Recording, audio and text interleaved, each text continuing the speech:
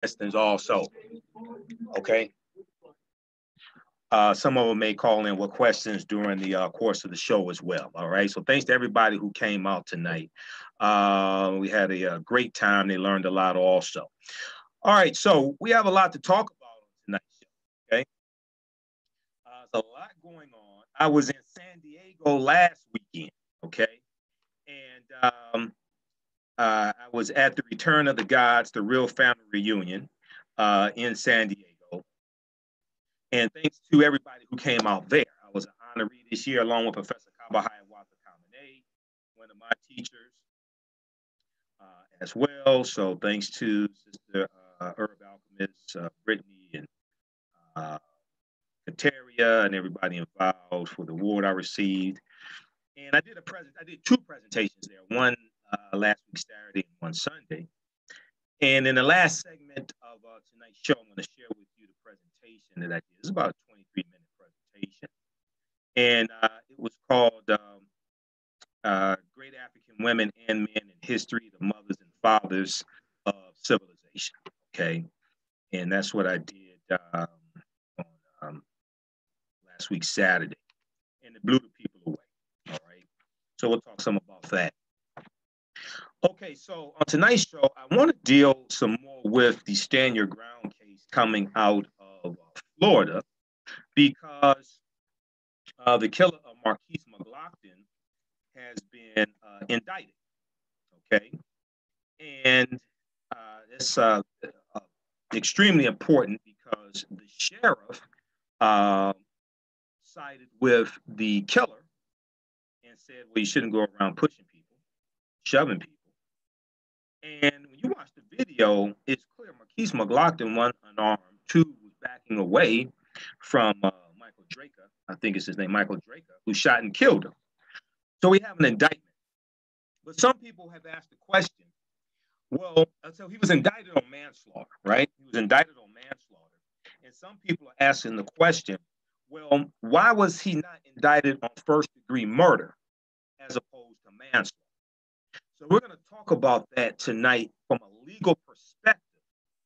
The reason why is because when you are trying to get a conviction on manslaughter, first-degree murder, second-degree murder, whatever it is, the burden of proof is on the prosecution, and they have to meet all of the elements that are required to get a conviction on a certain charge. So there may be 2, 3, or 4 elements that have to be met by the prosecution to get a conviction. And in this case, the prosecutor said, we want to get a conviction based upon the evidence, based upon what we feel we can get a conviction on, as opposed to just having a charge of first-degree murder, and we don't think that we can meet the burden of proof. Okay, so we're going to talk about that, because there's a good article that deals with that. And then August 7th, because it's been August 5th since the last time we were on live, August 7th was Black Women's Equal Pay Day. Black Women's Equal Pay Day, okay? And a lot of people are not familiar with Black Women's Equal Pay Day, and I just talked about it. At the presentation I did at the Charles H. Wright Museum this evening. And most of the people there weren't familiar with Black Women's Equal Pay Day. And it's extremely important for us to understand it and deal with closing the pay gap, because the average African-American woman has to work 20 months to make the same amount of money that the average white male makes in 12 months. Okay? This is why Black Women's Equal Pay Day is so important. All right? We're going to talk about this. And when I was in San Diego last weekend, and I did a presentation dealing with Black Panther, lessons from the film Black Panther, economic empowerment, political empowerment, and how to Wakanda the vote. Most people there were not familiar with Black Women's Equal Pay Day, okay? And it's hard to fight what you don't understand. Muhammad Ali said, float like a butterfly, sting like a bee. Your hands can't hit what your eyes can't see. Well, it's hard to fight what you don't understand exists, okay? So this is extremely important. And then this past week, I think it was Thursday, if I remember correctly. Yeah, Thursday. We lost the Queen of Soul. The Queen of Soul, Aretha Franklin. succumbed to her fight with pancreatic cancer. Benedict Donald on Twitter said Aretha Franklin is dead. Then in a meeting at the White House, he said Aretha Franklin used to work for him.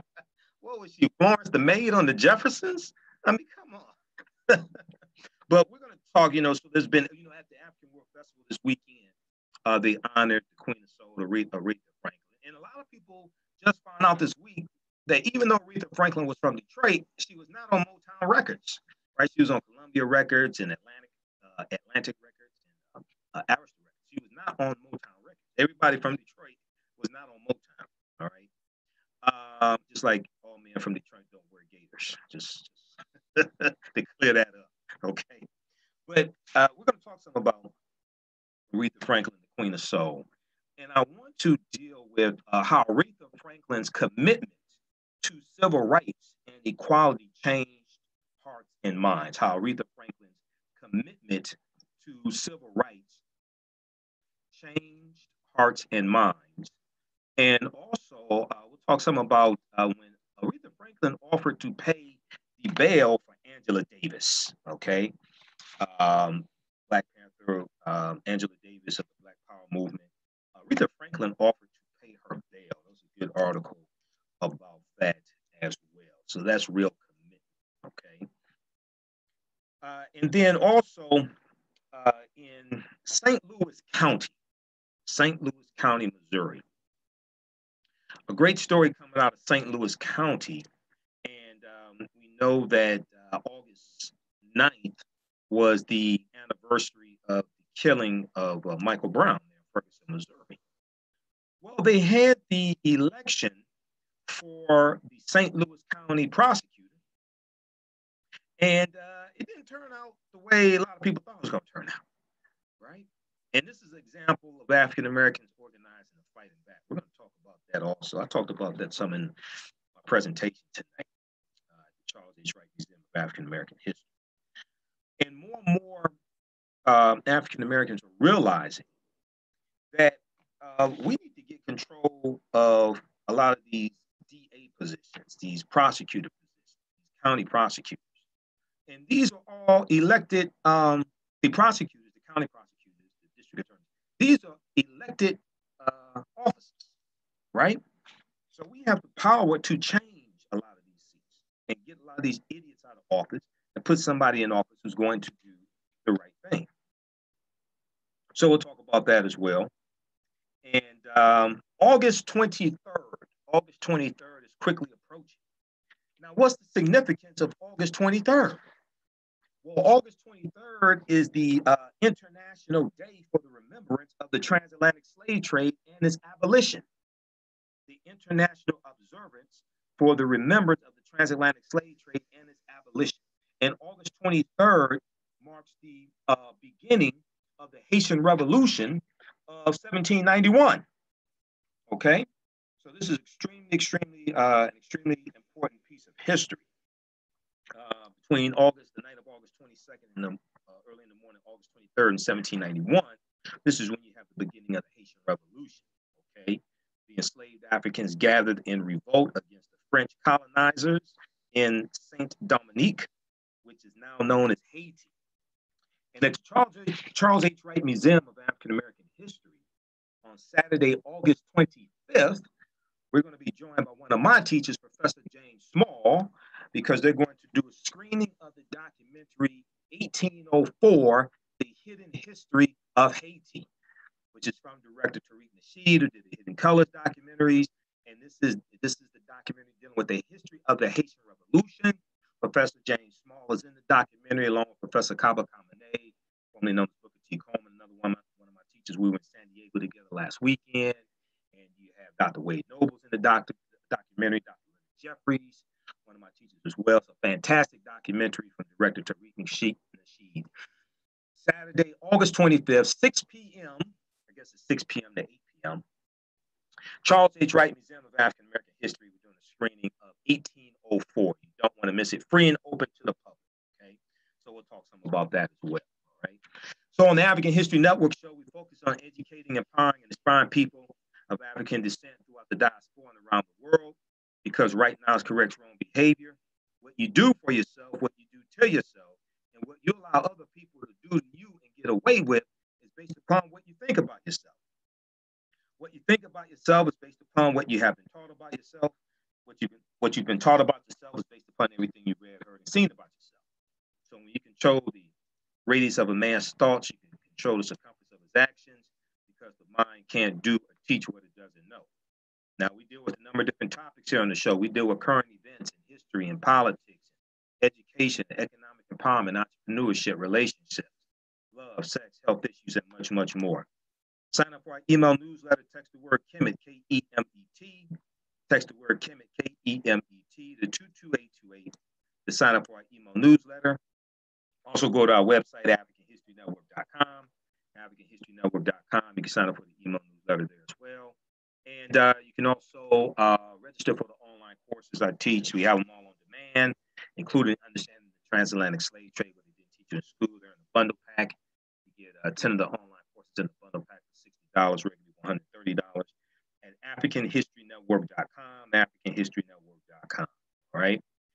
Okay, so NBC News has a good article dealing with the Stand Your Ground case out of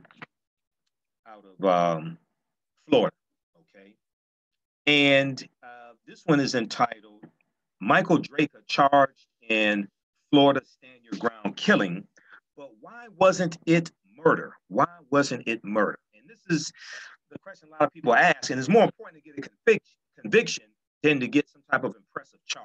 All right. So in the article, it says attorneys for the family of the Florida father, Marcus Garvey, who died last month following an argument over a handicapped parking space, thanked state prosecutors on Monday for filing a manslaughter charge against the gunman, Michael Draker, less than a month after the killing. Attorney Kelly McCabe, who is one of the attorneys for the family, for the Marquise McLaughlin family, said, "We are very appreciative that the state moved fast in this case." And Kelly McCabe stated this at a news conference this past week. Okay, and the charge is a felony that carries up to 30 years in prison. Now, while attorneys for the family of Marquise McLaughlin also decried his fatal shooting as a quote-unquote cold-blooded murder. Cold-blooded murder. Pinellas County State Attorney Bernie McCabe told NBC News that he went with manslaughter after investigators and lawyers interviewed witnesses and studied the surveillance footage from the deadly July 19, 2018 dispute. Kelly McCabe said, one of the attorneys for the family, because we know Benjamin Crump is handling that. So I think Kelly McCabe is with the Crump law firm. Kelly McCabe, attorney, said, quote, "I went through it all and made the legal." Kelly McCabe is the attorney for the family. I went through it all and made the legal decision that this is the charge that we could prove. Okay. Now, legal experts agree and say that the state can already expect to face a few hurdles once the case moves through the courts and the defense mounts a likely stand your ground argument. Now, Michael Draker is the white man who shot and killed Marquise McLaughlin. Michael Draker is 48 years old and made his first court appearance this past Tuesday, which was this past Tuesday, and was ordered to remain jailed on $100,000 bond. If he posts that amount, he must wear an ankle monitor, surrender any firearms, and remain in Pinellas County, a judge said, according to the Associated Press. Now, asked by the judge on Tuesday if he could afford private counsel, Michael Draker said, "No, sir." And the public defender's office was appointed the case. Michael Draker has not previously commented publicly on the shooting. Now, Anthony Rickman is a Tampa-based criminal defense attorney who has tried stand your ground cases. And he said that the state sees a manslaughter charge as a surer bet is based upon what you can prove beyond a reasonable doubt in the court of law based upon the evidence, and the burden of proof is on the prosecution, not the defense. The burden of proof is on the prosecution, not the defense. Now, in Florida, a first-degree murder conviction can require that the state proves a homicide was premeditated, which goes to state of mind, which is hard to prove. While in a second-degree murder case, they must prove the defendant acted with a quote depraved mind. Different than premeditation. It's much harder to prove premeditation.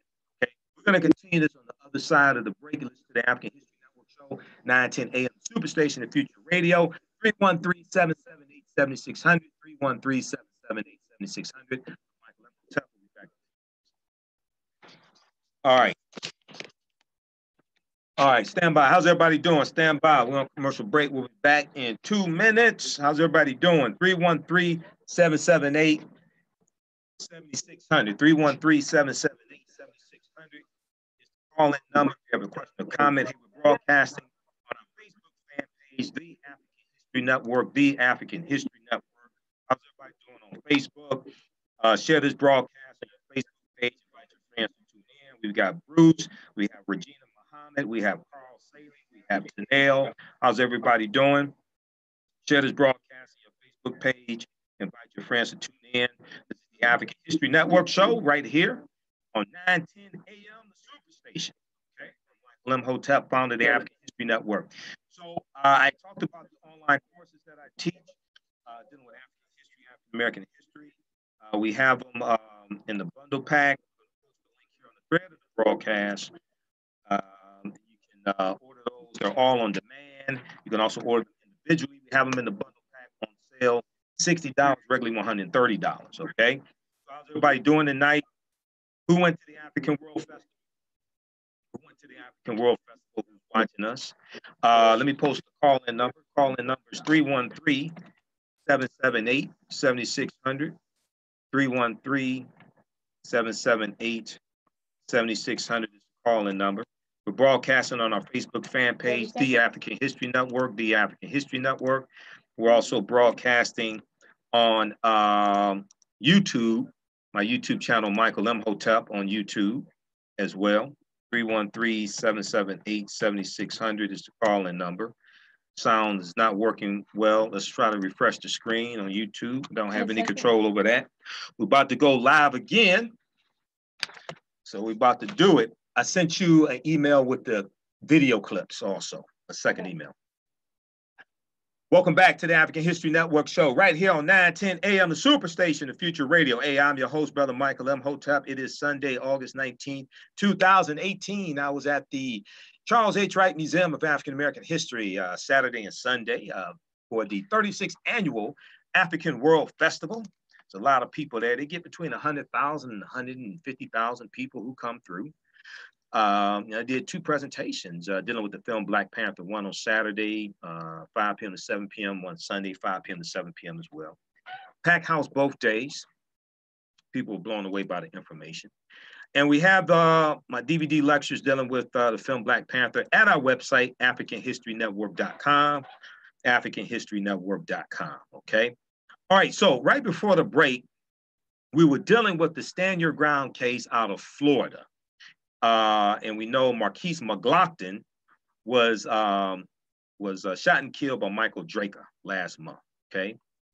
And Michael Draker has been indicted. He's been charged with manslaughter, okay? So this is a good first step. But many people were asking the question, well, why wasn't he charged with first-degree murder as opposed to manslaughter?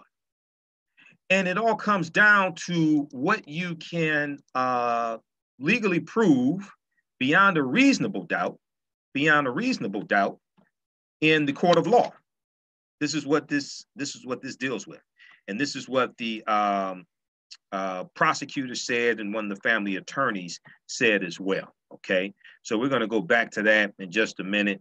Let's go to the phone lines. Once again, the call-in number is area code 313-778-7600, 313-778-7600. Let's go to the phone lines. Let's go to Eric, line 1. Eric, welcome to the African History Network show. Tell us where you're calling from. Hey, this is Eric from Columbus, Georgia. Okay, from Columbus, Georgia. All right, how you doing tonight, man? Hey, I'm all right. I appreciate you letting me get in. And I've been trying to talk to you. Oh, really? Okay, go ahead. Go ahead with your question or comment.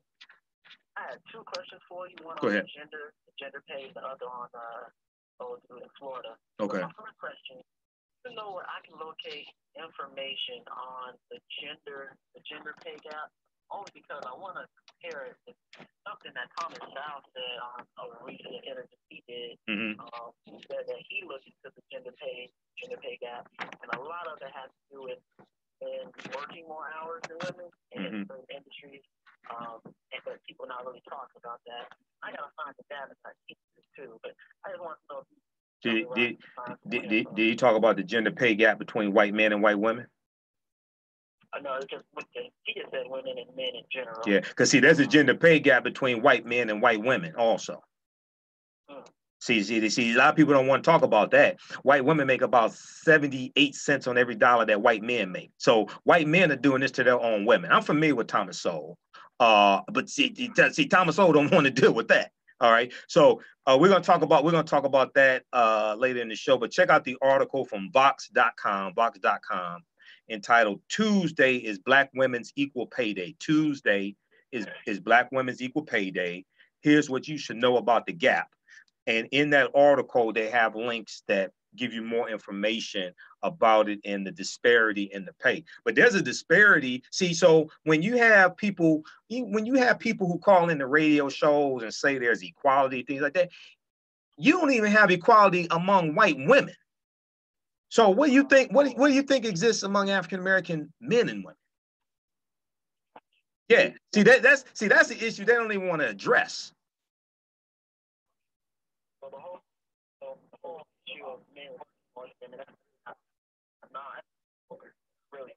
If men are working more than women, then I would ask the question why. I would ask allocating the hours. The other thing that people have to understand is that the U.S. is 51% women. That's the other thing. U.S. is 51% women. Okay. Now, if you talk about a living wage and $15 an hour, that helps close that pay gap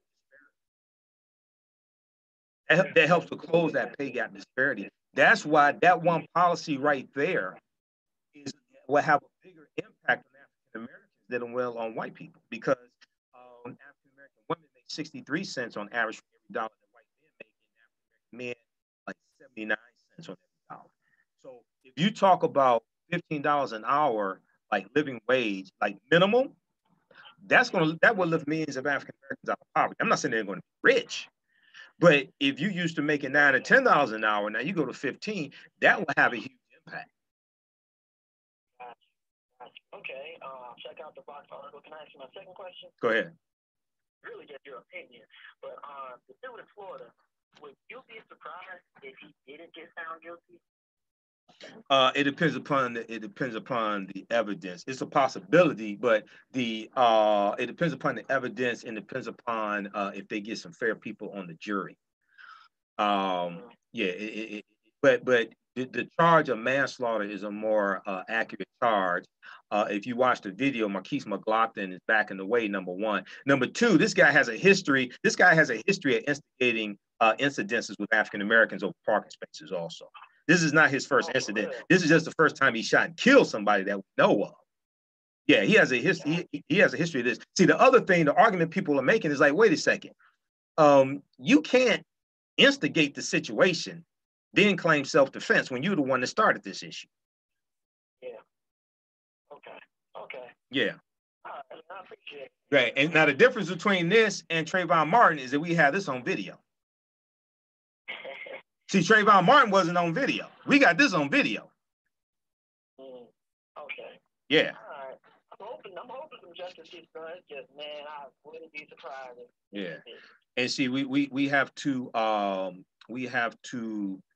organize people to run for the prosecutor positions also, because that's what they did in St. Louis County. We're going to talk about that also. Okay, people are realizing different ways that we have to fight back. Okay, man. Okay. Thanks for calling. Keep listening. Thanks, man. All right, keep listening. All right, let's go to John, line 2. John, welcome to the African History Network show. Tell us where you're calling from. Okay, I'm calling from the east side of Detroit. All right, east side of Detroit, man. Go ahead, John. Yeah. Okay, I just want to ask you a reality question about Papa John. Now, he discovered that he was losing money. They were boycotting. Talking about Papa John's Pizza? Papa John's Pizza? Okay. Yeah. Okay. And he stepped up now. He hired a black woman. Mm-hmm. I want to know, do you think they should keep on boycotting and protesting against him? Okay, he had a black woman to do what? He hired a black woman to do what? The head of the company, they said. He hired some black woman to be head of the company. Now, I don't know what kind of head of the company that she's going to do, but that's what they said now, that he hired a black woman because they were getting and it's possible. Right. They were losing money. Yeah. So I need to research that some more and see what's. I need to research that some more, see what's going on before I comment on that. Yeah. Okay. Okay. And maybe you can explain to me, if you just don't want to explain, why did Aretha never get done full-time? Maybe I don't know what. You said why did what? I have to look at that. I don't remember. I know all the groups. I know all the acts that came out of Detroit didn't sign with Motown. I have to look and see what the exact reason why. I wasn't sure whether it was the deal or what, or who approached her or what. Business she was on Columbia Records. Yeah, and then she went to Atlanta. Mm-hmm. Right.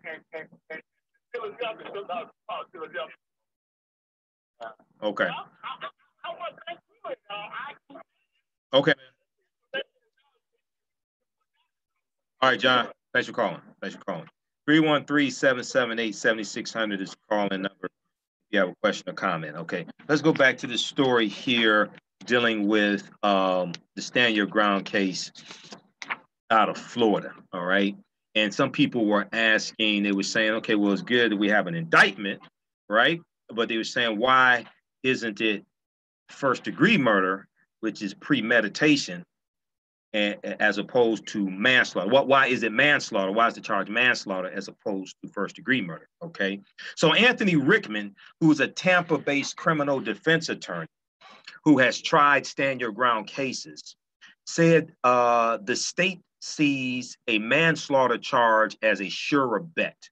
It's easier for them to get a conviction on manslaughter based upon the burden of proof that they have to meet, based upon the elements in the charge that they have to meet, based upon the evidence, based upon what they can prove beyond a reasonable doubt in a court of law.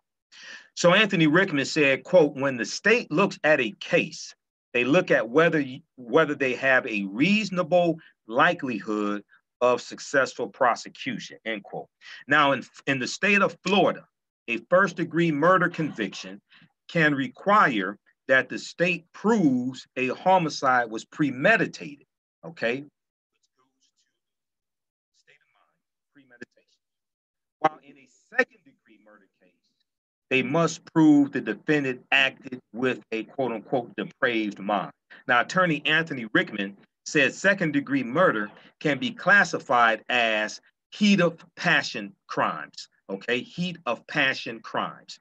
While the people involved did not have to know one another, the prosecution must show the aggressor harbored ill will or hatred or some type of evil intent, descriptions that speak to one's state of mind, okay? That's second degree. That's easier to prove than just premeditation. So in a manslaughter case, prosecutors would not even have to prove Michael Draker acted out of premeditation or a depraved mind. In a manslaughter case, prosecutors would not even have to prove Michael Draker acted out of premeditation or depraved mind. So it's a lower burden of proof that they have to meet to get a conviction. So the fatal encounter between Marcus McLaughlin, who was 28 years old, an African-American, and Michael Draker began when Marcus McLaughlin, his girlfriend, and their children pulled into a handicapped accessible space at a convenience store in Clearwater, Florida.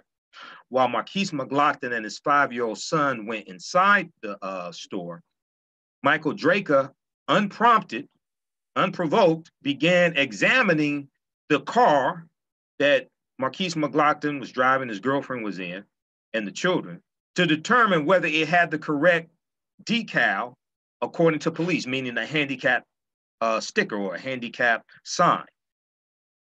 He then got into an argument with Marquise McLaughlin's girlfriend. So he took it upon himself to be law enforcement, to be the enforcer of handicapped parking spaces. So when Marquise McLaughlin exited the store, surveillance footage showed him shove Michael Draker to the ground, and Michael Draker pulled out his gun while still down and paused before shooting Marquise McLaughlin.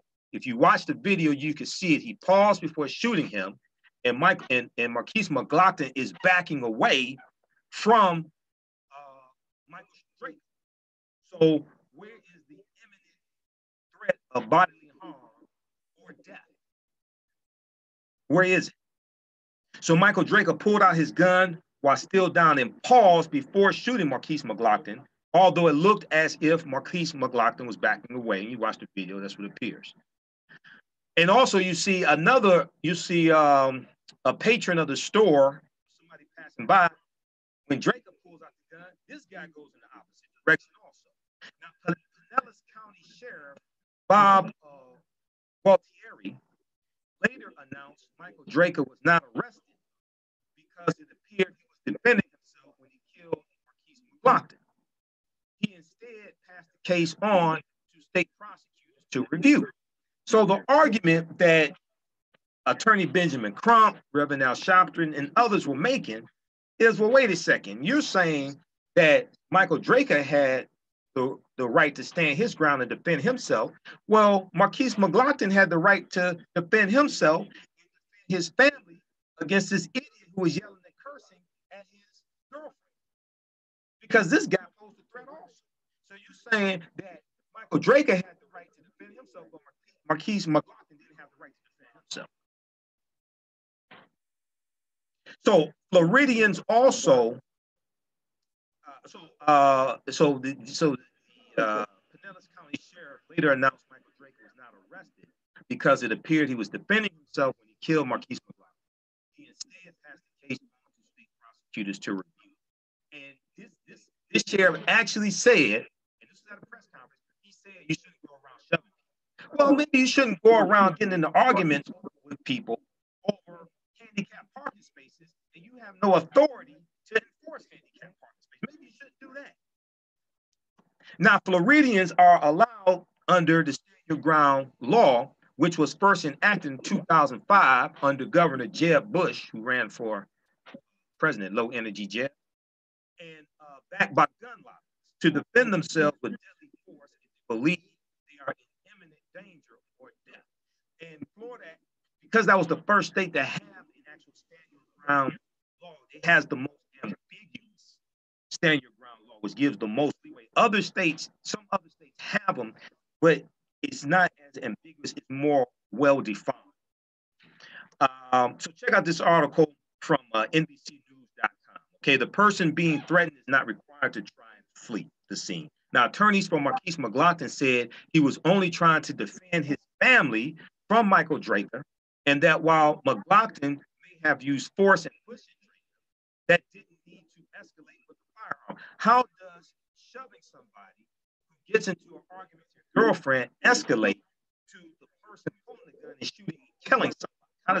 How does that escalate? Okay, so check out the rest of this article here from NBCnews.com. Michael Draker charged in Florida Stand Your Ground killing, but why wasn't it murder? Why wasn't it murder? This is from August 14, 2018. Really good article. NBC News. Okay, so August 7th, a couple of weeks ago, August 7th was Black Women's Equal Pay Day. Black Women's Equal Pay Day. And a lot of African American women don't even know that this exists. Okay. San Diego, when I did my presentation, I asked about it. Most people never heard of it. When I did my presentation tonight, most people had not heard about it. So it's good that they showed up. Okay, so on average, it takes the average African American woman 20 months to make the same amount of money that it takes the average white man to make in 12 months. So this year, Black Women's Equal Pay Day fell on Tuesday, August 7th. And it marks how long it takes the average African American woman to make the same amount of money that the average white male makes the previous year. Now, the day is months later than National Equal Pay Day, which marks the same thing for women in general. Okay, so this year, National Equal Pay Day fell on April 10th, and that's how long it takes the average woman to work to make the same amount of money that it took the average white man to make the previous 12 months. But African-American women have to work months in addition to that, okay? It takes the average woman 16 months to make the same amount of money the average white man makes in 12 months, but it takes the average African-American woman 20 months to make the same amount that the average white male makes in 12 months. Now, these numbers change considerably for women of color, okay?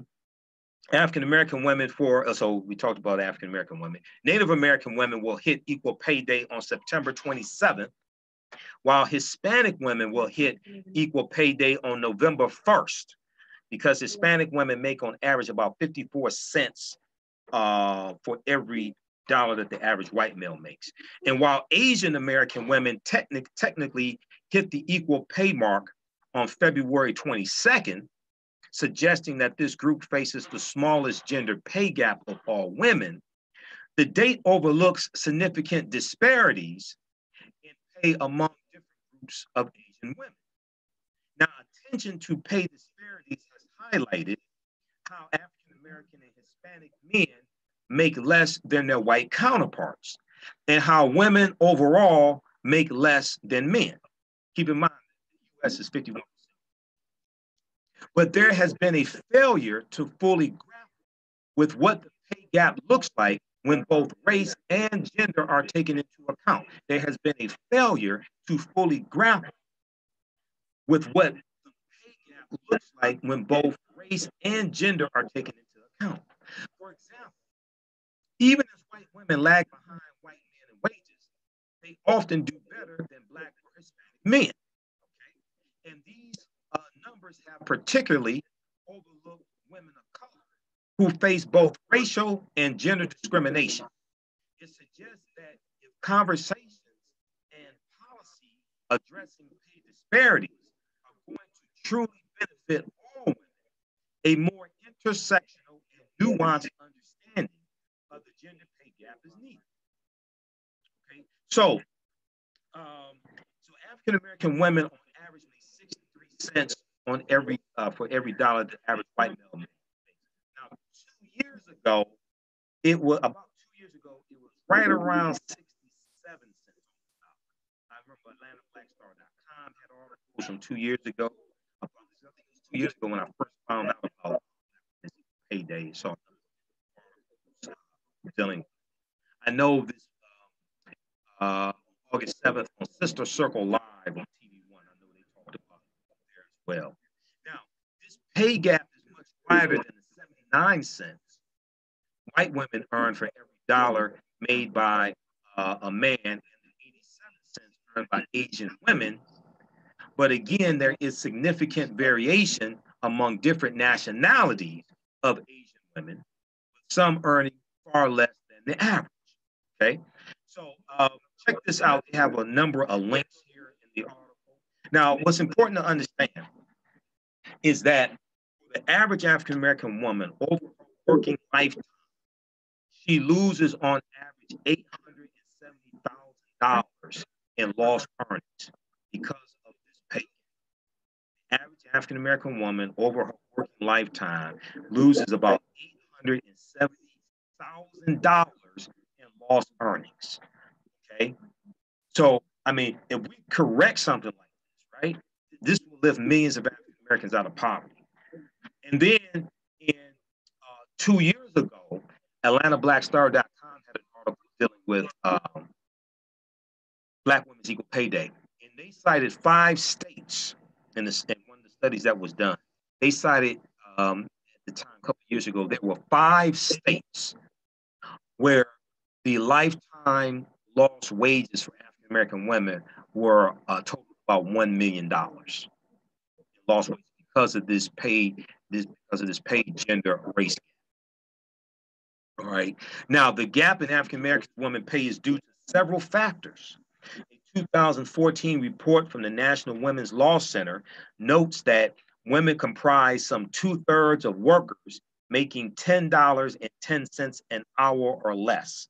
Women in general, not just African American women, but women in general comprise about 2/3 of U.S. workers making $10.10 an hour or less. And of that group, nearly half of those women are women of color. African American women were overrepresented in the low-wage workforce, according to the National Women's Law Center, making up 10% of low-wage workers, but only 6% of the overall workforce. Okay, so check out the rest of this article here. They have a lot of links to click on to get more information, get deeper into how to fight against this. And this is one of the reasons why more African Americans and African American women are turning towards entrepreneurship as well. Once again, check out this article from Vox.com, Vox.com. Tuesday is Black Women's Equal Pay Day. Here's what you should know about that. This came out August 7th, 2018. Okay. All right. So a lot of our people don't know about that, Black Women's Equal Pay Day. You know, this past week, it was a crazy week. Benedict Donald took away the security clearance of former CIA Director John Brennan. Omarosa dropped some mixtapes. He's trying to get invited back to the cookout. But early in the week, White House Press Secretary Sarah Huckabee Sanders told a huge lie. Now, she lies every day she has the White House Press Secretary conference, basically. But she told a huge lie, which dealt with job creation among African Americans between Donald Trump and President Barack Obama. She told a huge lie as if we don't know how to use Google and as if we don't know how to fact check. Now, on MSNBC, on Velshi and Rule, they did a segment fact checking her and just showing how wrong. Now, to her credit, she did tweet later that day that she made a mistake. Now, I don't know how you can make a mistake like this, right? Let's go to this clip here. All right, White House Press Secretary Sarah Huckabee Sanders defended President Trump against claims that he uses the N-word. How? By highlighting the low unemployment rate for African Americans. Turn up a little bit more with Trump at the helm. Okay. He took office, in the year and a half that he's been here, has created 700,000 new jobs for African Americans. That's 700,000 African Americans that are working now that weren't working when this president took place. When President Obama left after 8 years in office, he had only created 195,000 jobs for African Americans. President Trump, in his first year and a half, has already tripled what President Obama did in 8 years. That's a straight up lie. No. That is a lie. Oh my God. All She right. went to the podium with a script and lied. She read it. It's unbelievable. Let's just clear this up. According to the Bureau of Labor Statistics, that's where we measure our statistics, 708,000 more Black Americans did have jobs in July 2018 than when Donald Trump took office. Okay? That part she didn't lie about. But for fact's sake, that claim that only 95,000 jobs were created for African Americans over 8 years is wrong, Stephanie, on so many levels. I I don't really know where to start, but I'm going to do my best. Be patient with me. There are a couple numbers here, all right? The Bureau of Labor Statistics data shows that almost 3 million more Black Americans had jobs by the end of President Obama's term. Okay, this is the real number. I don't know what Sarah Huckabee Sanders is talking about. This is the real number. Sanders did apologize last night on Twitter, saying she had misstated the time frame for President Obama. She talked about the entire 8 years of the Obama presidency, but apparently she misstated the time frame. But she still stands by her numbers.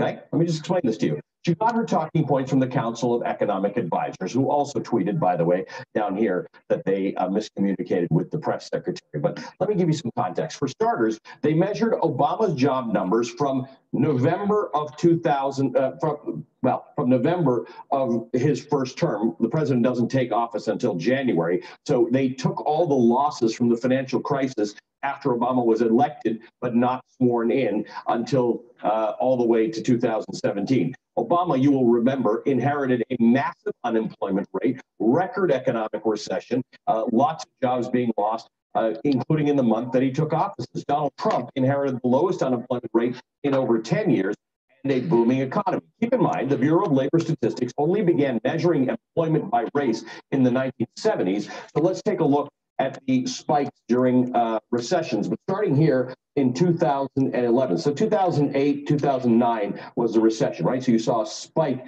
in unemployment for African Americans that started to go down in 2011, right? This is 2011. Take a look at this. Going down, down, down, well into President Obama's second term, a clear downward trend continues until today. Where's the Trump bump on African American unemployment? Hard to see how President Trump's policies would impact Black unemployment. But yes, Ms. Sanders, it is good news that 700,000 more African Americans have jobs since January of 2017. Here's what I can't get over, Alex. Work for it. Here's what I can't get over. Sarah Sanders gets on that podium and lies every day. Yesterday, she got on the podium and wasn't going to lie about the president and a possible tape with him using the N-word. She said, I don't know, I can't guarantee that. Even though, just as a side note, you can guarantee things. For example, I can guarantee there's no tape out there with me saying the N-word. I can't guarantee there's not one of me dancing like a fool somewhere over the last 20 years. She chose to lie about African Americans and the economy, but wasn't going to lie about the president possibly using the N-word. All right, let's bring in Tolo Olorunnipa, Okay, who is pause a right member there. of the News White House. So she got caught red-handed. She got caught. She stood there and told a blatant lie. I watched the White House press secretary conference live. And I'm like, wait a second. She is just telling a bold-faced lie. That's what she did. Okay. And then she got caught. And then she had to come out and admit it was wrong. But she was reading from a script. So who put together the script that she was reading from? That's the question. Now, for those who are not familiar with BLS, that's the Bureau of Labor Statistics. Go to bls.gov. That's the Bureau of Labor Statistics. That's a department that keeps track of the unemployment rate and job creation, all of that stuff. That's a government entity. It's not InfoWars. Okay? That's the Bureau of Labor Statistics. All right. We're coming up here on the break. When we come back, we're going to talk about Aretha Franklin and her commitment to civil rights and equality and how that changed hearts and minds. We know that Aretha Franklin passed away this past Thursday at the age 76. She had an advance. She suffered from pancreatic cancer, and this was revealed by her publicist Gwendolyn Quinn. Now, in her indelible late 1960s hits, Aretha Franklin brought the righteous fervor of gospel music to secular songs that were about much more than romance. Hits like Do Right Woman, Do Right Man, Think, You Make Me Feel Like a Natural Woman, and Chain of Fools defined a modern female archetype, sensual and strong, long-suffering, but ultimately indomitable. Loving, but not to be taken for granted. Now, when Aretha Franklin sang Respect, R-E-S-P-E-C-T, the Otis Redding song that became her signature song, that was 1967. It was never just about how a woman wanted to be greeted by a spouse coming home from work. It was a demand for equality and freedom and a harbinger of feminism, carried by a voice that would accept nothing less. Now, Aretha Franklin had a grandly celebrated career. She placed more than 100 singles in the Billboard charts, including 17 top 10 pop singles and 20 number one R&B hits. She also had 18 Grammy Awards. Okay, so a lot of these artists, you know, out for a year, 2 years, you know, and they big, they're on all the covers and magazines and things like that. I'm like, okay, let's see where you're gonna be 10, 20 years from now. You know, because a lot of these artists, you know, who may be at the top of Billboard, maybe they want a reality TV show, and then they get a big CD, and they get a big album, something like this, right? 2 or 3 years from now, you won't even, when they're gone, you won't even miss it. I'm serious. 2 or 3 years from now, when they're gone, you won't even miss it. They may have a 2-year run, sometimes 3, but they don't have longevity. I mean, when you have songs on cassette tape, 33 and a third, 78s, 8 tracks, CDs, MP3s, stuff like that, that's longevity. Well, listen to the African History Network show right here on 910 AM, the Superstation, Future Radio. Michael Imhotep. We'll be back in a few minutes. All right, stand by. How's everybody doing? Stand by. We'll be back in a few minutes. We're going to talk about how Aretha Franklin's commitment to civil rights and equality changed hearts and minds, but also we'll deal with when Aretha Franklin offered to pay the bail for Angela Davis. Okay, because a lot of people don't know about this. So those on YouTube, I don't know why the sound's going in and out. Watch on Facebook. Maybe try refreshing your screen.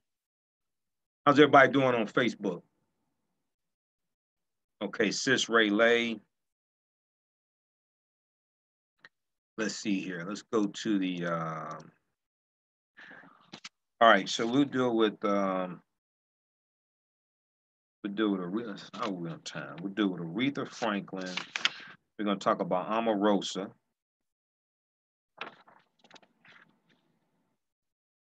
Because I have the interview with Omarosa, which is a good interview, so we'll deal with that.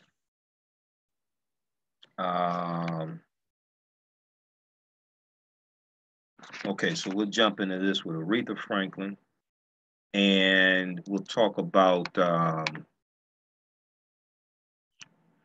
Aretha Franklin and Angela Davis also.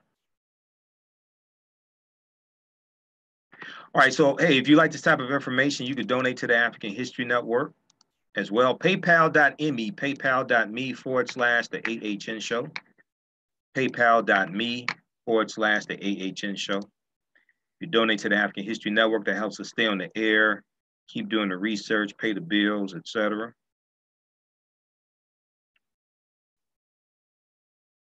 We're coming back from break in about 2 minutes. Those on Facebook and Twitter. I mean, not Twitter, YouTube. We're back from break in 2 minutes here.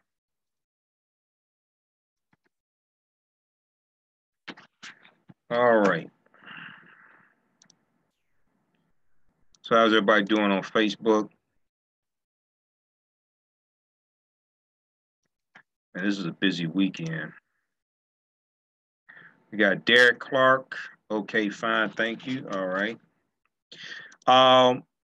Now, you can also advertise with the African History Network. Okay, email me at customerservice@africanhistorynetwork.com. Customerservice@africanhistorynetwork.com. You can advertise your African American owned business. Or if you have an event coming up, things like this. Customerservice@africanhistorynetwork.com. All right. Anita Kent. Sounds good on Facebook. Yeah, on YouTube, for some reason it's acting up. Now I'm using the same camera, the same microphone that's in the computer, a webcam.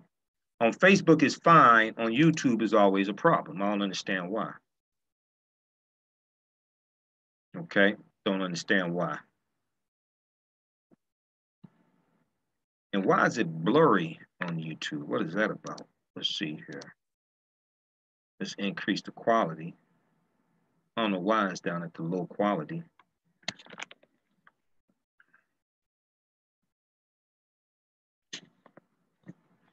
All right, let's see here. I forgot to start recording. Someone on Facebook asked, was he charged with voluntary or involuntary manslaughter? He was charged with manslaughter, so it's probably voluntary. It did not say involuntary manslaughter. And let me see, I'll try to post a link to the article, but it said manslaughter. It didn't say involuntary manslaughter. It said manslaughter. But I'll post the link to the article. And let me get this other one up.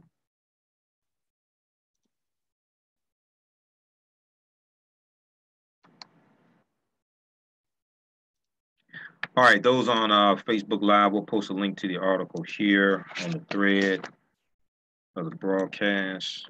30 seconds. All right. And let's go over here.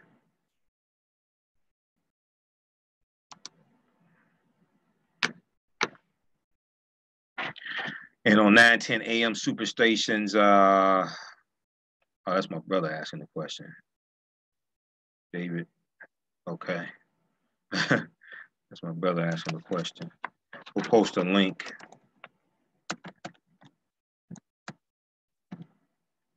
There we go, bam. So I just posted a link on the thread here of Facebook Live. Okay. About to go back. Welcome back to the African History Network show right here on 9:10 a.m. the Superstation, the Future Radio. Hey, I'm your host, Brother Michael Imhotep. It is Sunday, August 19th, 2018. Calling numbers 313-778-7600. 313-778-7600 is the call-in number. If you have a question or comment. I was in San Diego last weekend. So coming up shortly, I'm going to share with you one of the presentations I did in San Diego at Return of the Gods, the Real Family Reunion. And that presentation blew people away. That's not me saying it, that's what they told me. Okay, just saying. All right, so right before the break, we were talking about the passing of Aretha Franklin.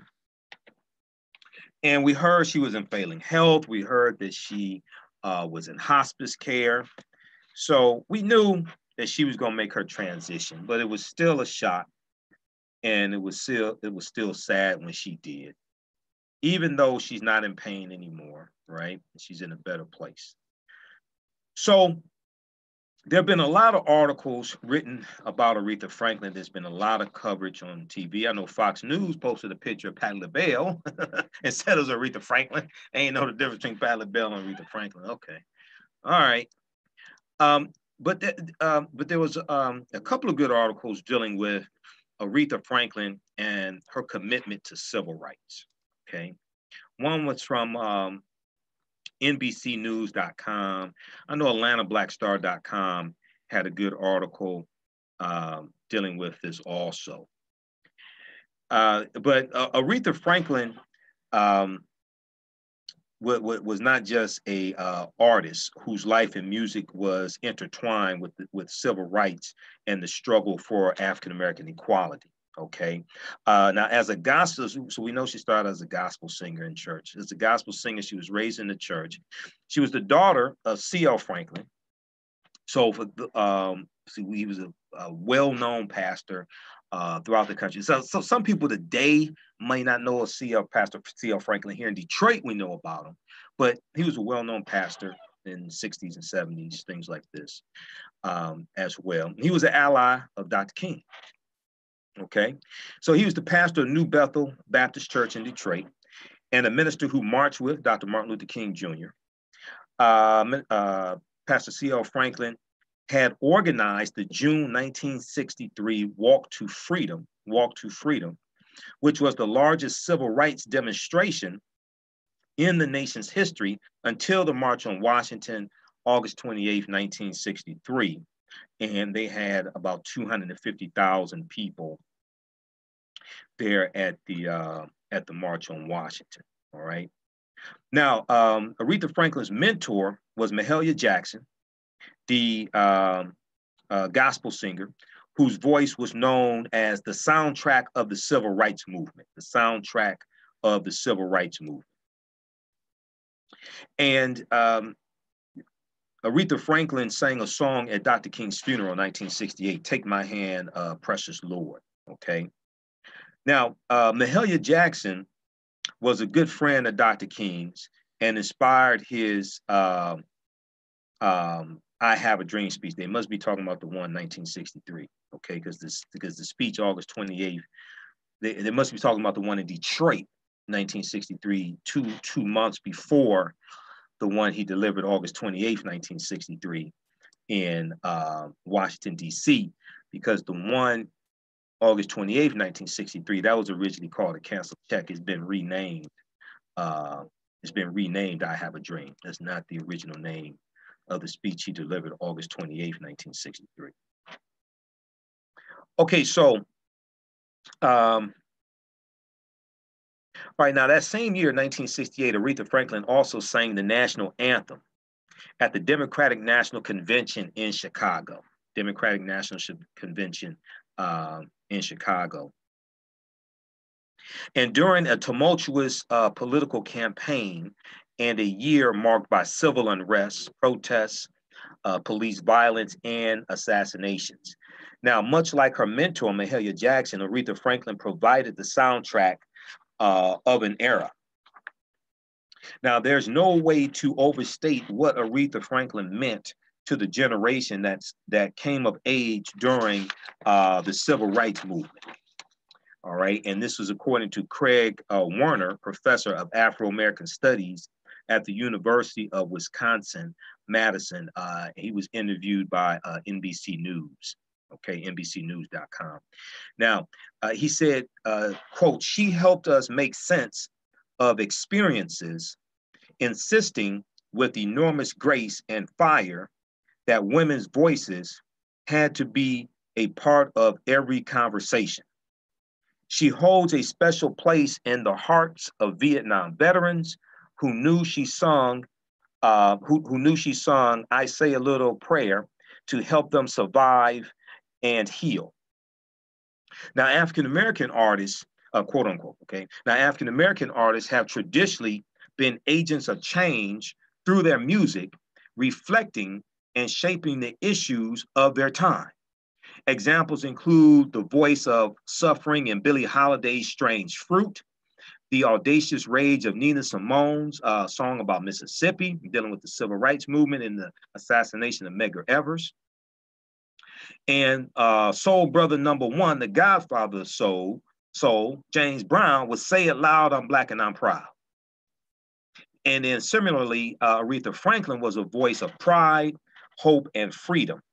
Her rendition of the Otis Redding song Respect, R-E-S-P-E-C-T, became an undeniable anthem of empowerment for African Americans and for women, okay? And that was a huge song. That came out in 1967. That was a huge song. Anytime you hear the song today, right? You know, it has an impact on you. It helps lift your spirits. It's a powerful song. All right, let's continue here. So this week, we know that Jay-Z and Beyonce were performing in Detroit, and they gave a short tribute to Aretha Franklin when they were here as well.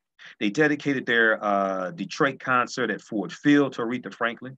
We know DJ Khaled, some say Khalid, some say Khalid.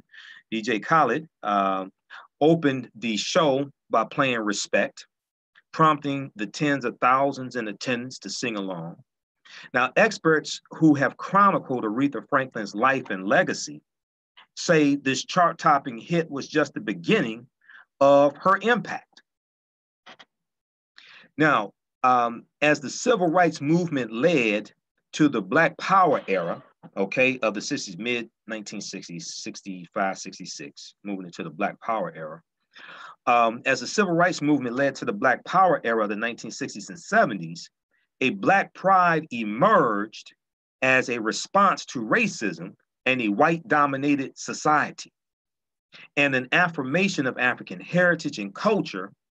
And Aretha Franklin was there, according to Daphne Brooks, who was a professor of African American Studies and Theater Studies at Yale University, who has written extensively about how singers like Aretha Franklin can transcend oppression through their music. And they are able to transcend race. They're going to have fans of all different ethnicities and races that listen to their music. And you know, the past few days, they've been showing different pictures of Aretha Franklin from different periods in her career. And when I see these pictures of Aretha Franklin wearing an afro, right, that's something like really, really powerful. Okay. All right. 313-778-7600 is the call-in number if you have a question or comment. 313-778-7600 is the call-in number if you have a question or comment. All right. Now, Professor Daphne Brooks goes on to say, it is, of course, known that she sang at Dr. King's funeral. What's less known is the fact that she put up bail money for Angela Davis, political prisoner and Black Power feminist icon. She covered Nina Simone's beloved anthem, To Be Young, Gifted, and Black, and her early 1970s sartorial symbolism evoked Black diasporic elegance and grandeur. In terms of her, musical genius, her vocality sounded out rich emotional nuance, intelligence, and depth.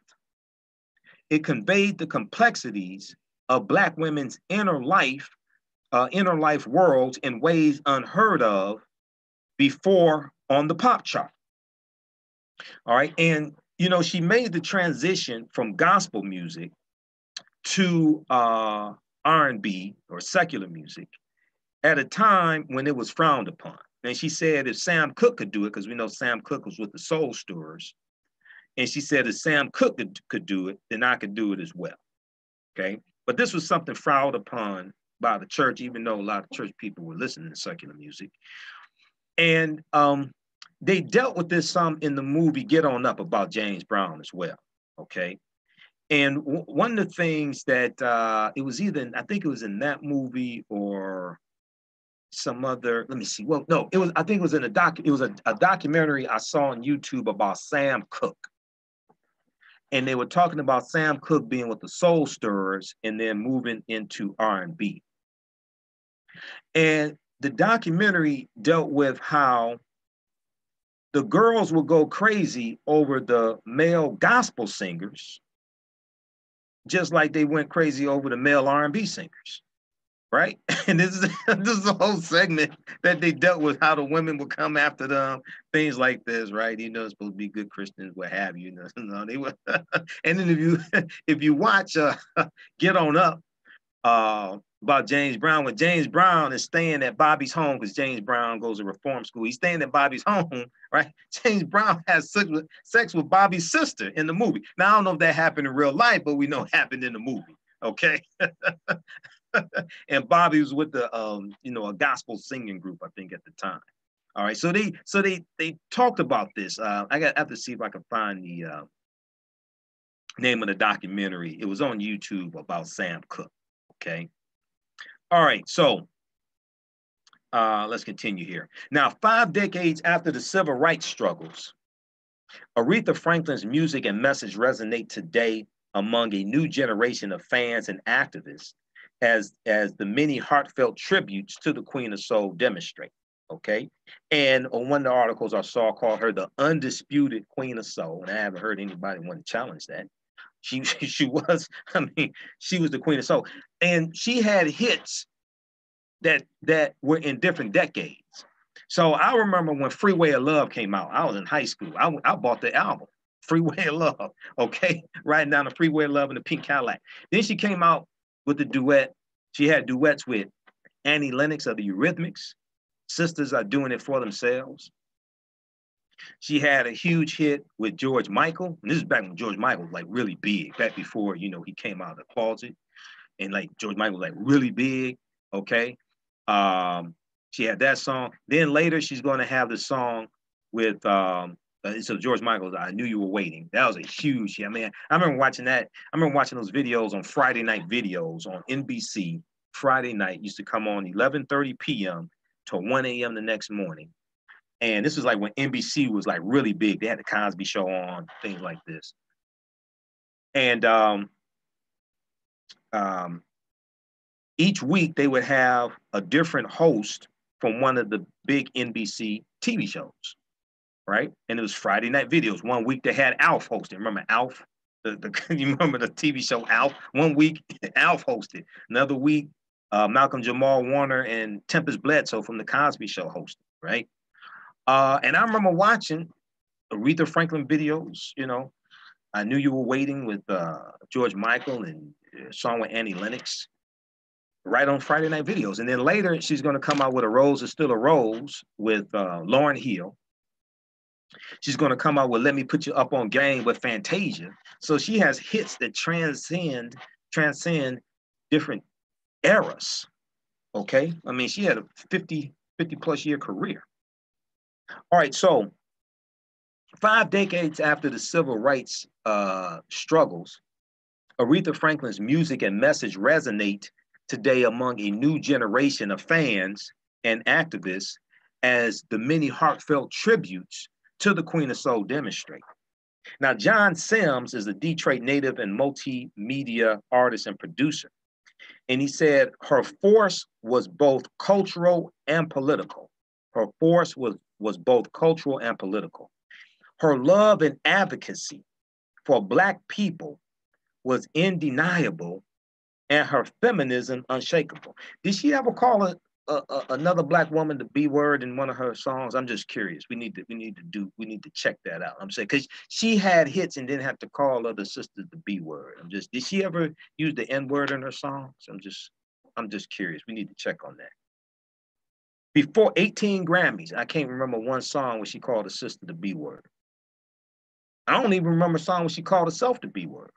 18 Grammys. Interesting.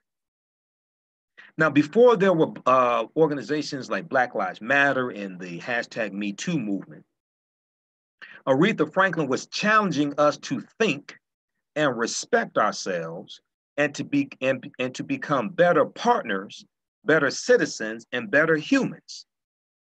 Now, following the release of her Young, Gifted, and Black album, Aretha Franklin reflected on the Black Power movement and what was taking place in the African American community and the impact of the times on her own thinking.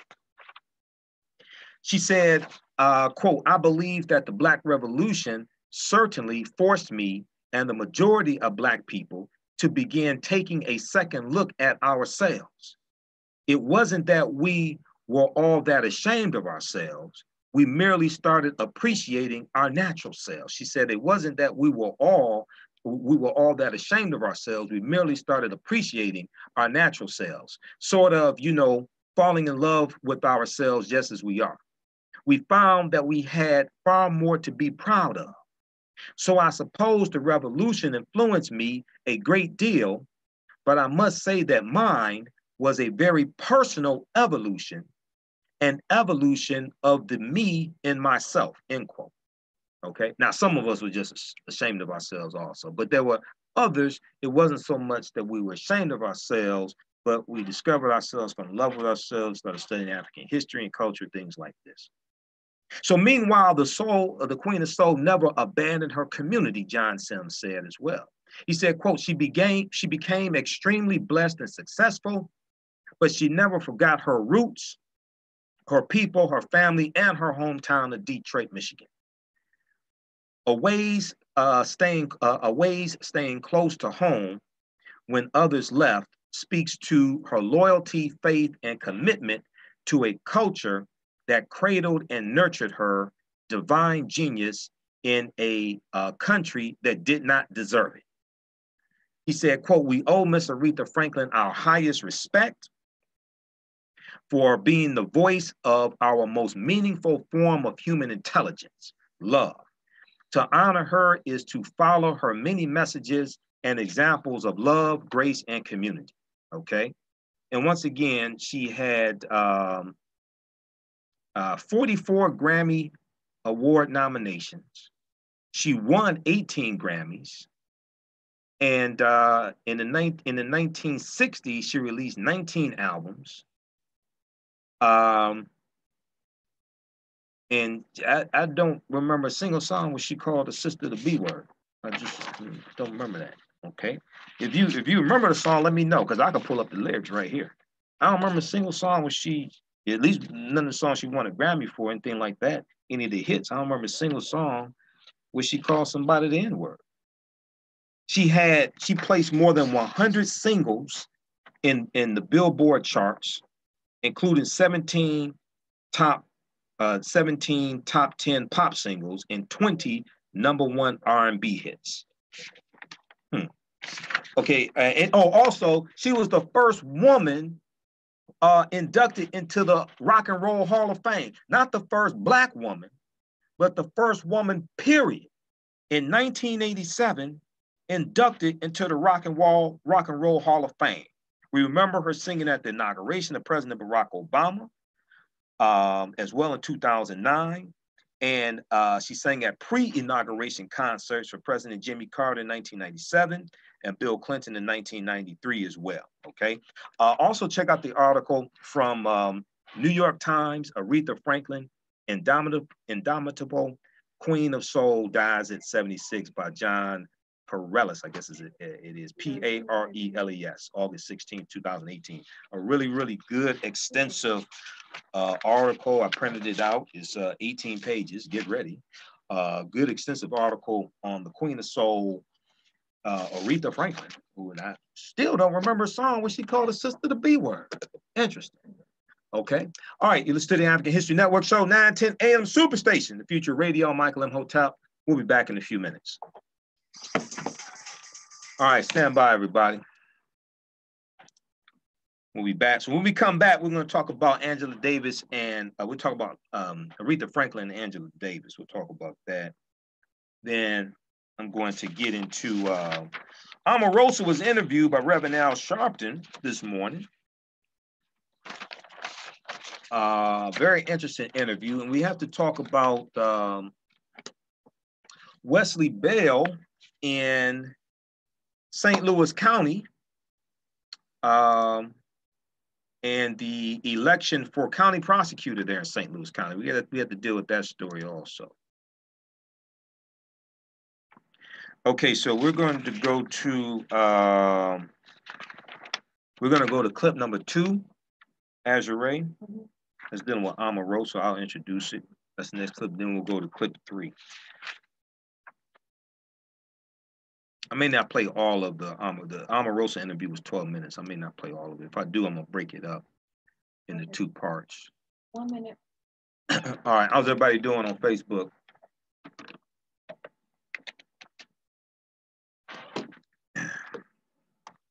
Why is her using the N-word important? Well, she won 18 Grammy Awards. She placed more than 100 singles in Billboard charts. She had 20 #1 R&B hits. She proved you can be successful and not dehumanize yourself.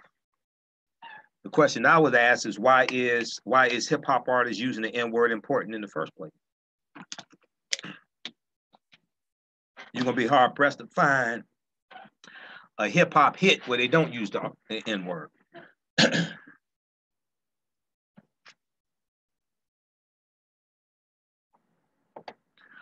Welcome back to the African History Network show right here on 9:10 a.m. the Superstation, the Future Radio. Hey, I'm your host, Brother Michael Imhotep.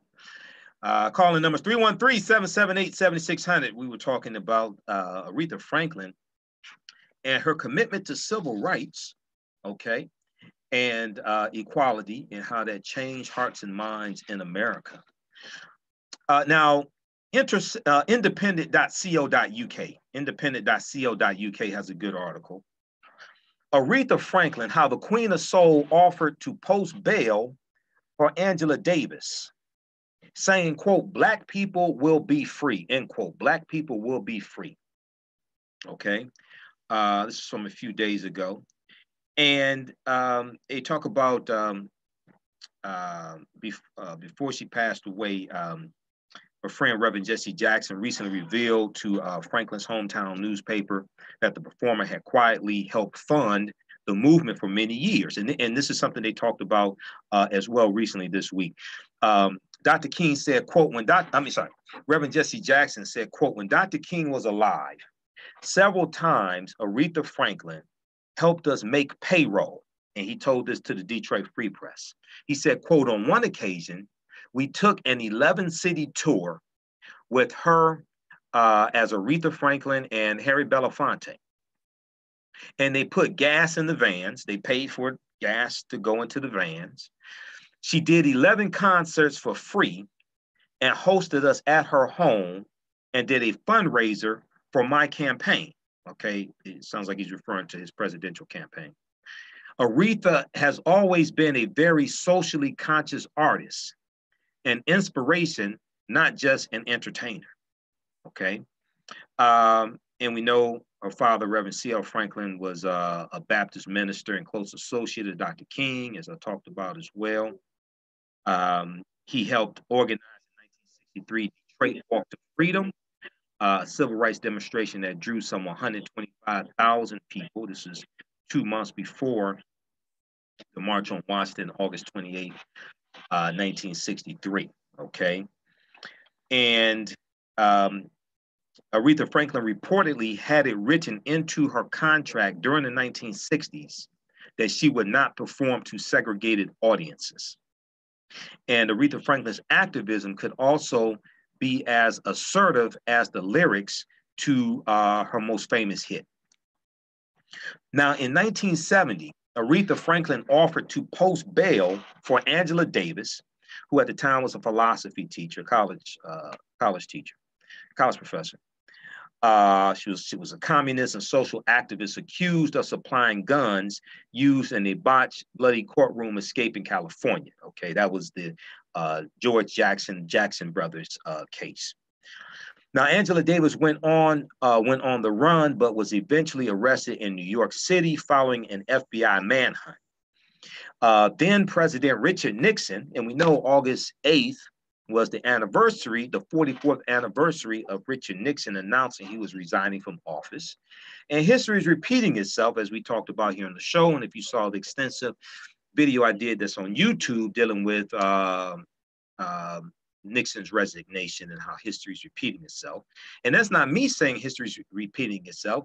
That's former assistant Watergate prosecutor Nick Ackerman saying that. And he was there at Watergate. He was involved. He knows Watergate better than most people. And he said history is repeating itself with Donald Trump, who I call Benedict Donald. So at the time of the FBI manhunt, Richard Nixon was president, and he called Angela Davis a dangerous terrorist. But she was acquitted in 1972 and went on to continue her academic career in activism. Now, Aretha Franklin was quoted in a Jet magazine article saying that she was ready to post the cost of Angela Davis' bail. And Aretha Franklin said, quote, whether it's $100,000 or $250,000, end quote, amid a widespread campaign for pushing for the release of Angela Davis. Aretha Franklin said, quote, Black people will be free. I've been locked up, okay, for disturbing the peace in Detroit. And I know you got to disturb the peace when you can't get no peace, end quote. Sounds like no justice, no peace. She went on to say, quote, jail is hell to be in. I'm going to see her free if there is any justice in our courts. Not because I believe in communism, but because she's a Black woman and she wants freedom for Black people. Okay, now this is Aretha Franklin. All right, she went on to say, quote, I have the money. I got it from Black people. They've made me financially able to have it. And I want to use it in ways that will help our people, end quote. In the event, however, Angela Davis' bail was paid by a cooperative farm director called Roger McAfee, according to a contemporary report in the New York Times. But here is Aretha Franklin offering to put up the money to bail out Angela Davis and explaining why. So there was an article back from 1970 from Jet Magazine, and I saw somebody posted a cutout of the article on Facebook. But check out this article from independent.co.uk, independent.co.uk, that lays out this history. Aretha Franklin, how the Queen of Soul offered to post bail for Angela Davis, saying, quote, "Black people will be free," end quote. All right. I wonder how much money we could raise if the hip hop artists pawned all that gold and platinum grills and all that. I wonder how much money we could raise. I wonder how much property we could buy to stop gentrification in cities if they did this. Just a thought. Let's go to the phone lines. Let's go to Glenn, line 1. Glenn, welcome to the African History Network show. Tell us where you're calling from. Well, thank you very much. I'm from the Metro Detroit area. Metro Detroit area? Okay. Thanks for holding. Go ahead with your question or comment. Well, I answered the Detroit. Anyway, Detroit metropolitan area. Yeah, that's fine. Go ahead. I just wondered if you had to go beyond or before the time of Mrs. Franklin, when she was the daughter of C.L. Franklin. Right. Could you talk about Mr. Franklin and his relationship in the Detroit area from the Black Bottom and the Paradise Valley and change of Linwood Avenue to the C.L. Franklin Boulevard and the Elijah Muhammad Boulevard and the Shrine of the Black Madonna and Albert Clegg? Could you talk about the Black nationalism movement? Well, Detroit has a strong history of Black nationalism movement. We know that the nation. Could you talk about that? Yeah. Okay. Thanks for calling. We know that the Nation of Islam was founded here. We know you had the Republic of New Africa here as well. We know that the Universal Negro Improvement Association, UNIA, which was founded in 1914 in Jamaica. We know that had that actually still exists here in Detroit. We know they had a strong base here in Detroit as well.